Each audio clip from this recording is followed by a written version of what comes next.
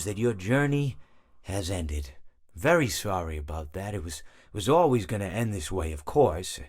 If it weren't by me, it would have just been by some other, terrible thing. Just, you could not imagine how terrible it would be.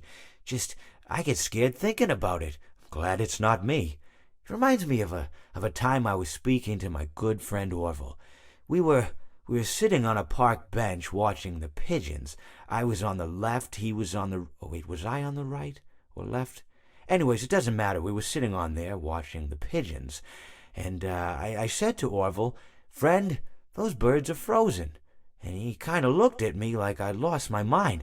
But I reminded him that it was winter, and often birds will sit in a tree until they freeze.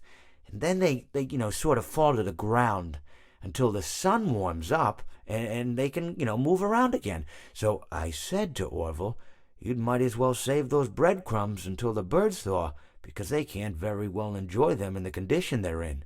To which he asked what I meant, and asking what condition the crumbs should be in before he threw them to the birds, assuming that I meant the birds couldn't enjoy the breadcrumbs in the condition that the crumbs were in, when in fact I had meant the birds could not enjoy them in the condition that the birds were in, considering that the birds were frozen. So he took a moment and then threw his last handful onto the ground.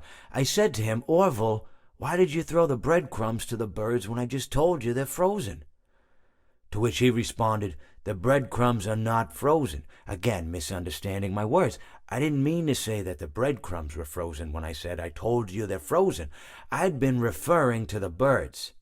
In hindsight, what I should have said was, and this would make perfect sense, "Why did you throw the breadcrumbs to the birds when the birds are frozen?" He misunderstood upon my correction, stating that he didn't know what else to do with the breadcrumbs, and that perhaps, when the birds thawed, they'd still be able to eat the crumbs. So I said to Orville, and this is what I said to him, I said, "Orville, the birds may be dead,